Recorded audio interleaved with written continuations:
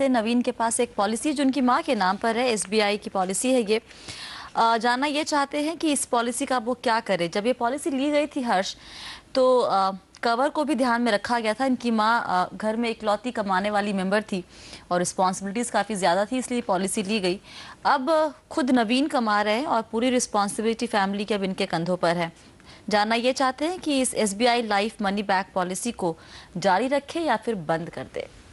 हाँ, तो सबसे पहले तो नवीन जी, ऐसा है कि अगर अब कोई भी आपकी मदर की इनकम पर अगर निर्भर नहीं है तो इंश्योरेंस, लाइफ इंश्योरेंस की शायद नीड ही नहीं है।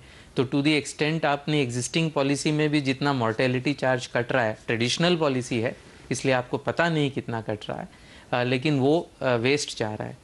एग्जैक्टली इस पॉलिसी को सरेंडर करना चाहिए कि नहीं, ये कहना इसलिए मुश्किल है कि ये आपके एग्जैक्ट डिटेल्स पर डिपेंड करेगा। उसको देखने का तरीका ये है कि आप अपने उस एसबीआई लाइफ में फ़ोन कर कर सरेंडर वैल्यू पता करें।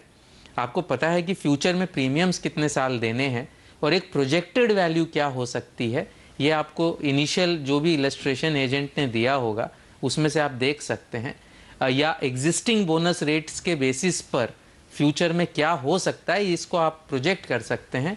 और इसका अगर आईआरआर निकालेंगे और वो करीबन 8% के ऊपर है, तो फिर ये एक एज अ डेट इंस्ट्रूमेंट, इसकी इंश्योरेंस को आप भूल जाइए, एज अ डेट इंस्ट्रूमेंट ही ये ठीक रहेगा।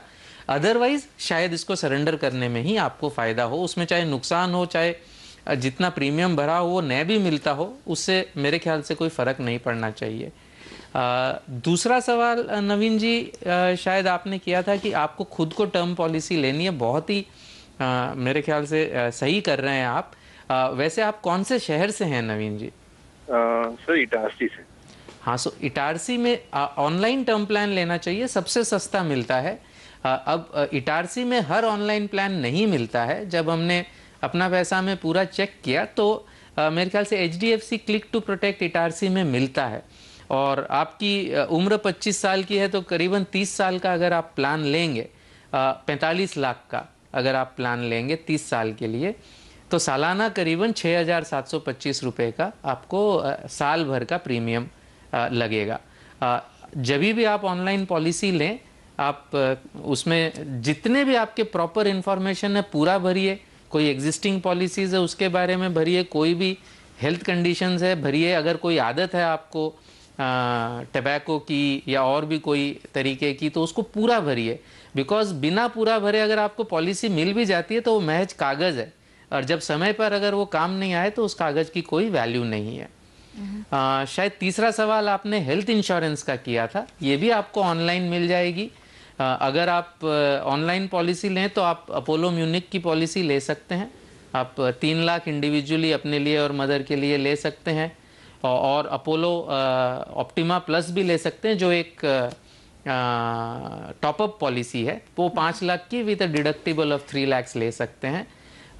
उसमें सिर्फ एक ही चीज़ आपको ध्यान रखना है, अगर कोई भी उसमें से इंश्योर्ड पर्सन नॉन रेसिडेंट हो जाता है तो वो पॉलिसी का कवरेज खत्म हो जाएगा। एक बात बताइए कि अगर मान लीजिए कोई पॉलिसी जैसे इनकी माँ के नाम पर है, अब इस पॉलिसी की उन्हें ज़रूरत नहीं है क्योंकि उन्हें अब कवर चाहिए नहीं, और ऐसा मान ले कि उस पॉलिसी में को अभी बंद करने पे नुकसान होगा थोड़ा ज़्यादा, तो क्या पॉलिसी को किसी और के नाम पर ट्रांसफ़र नहीं करवा सकते?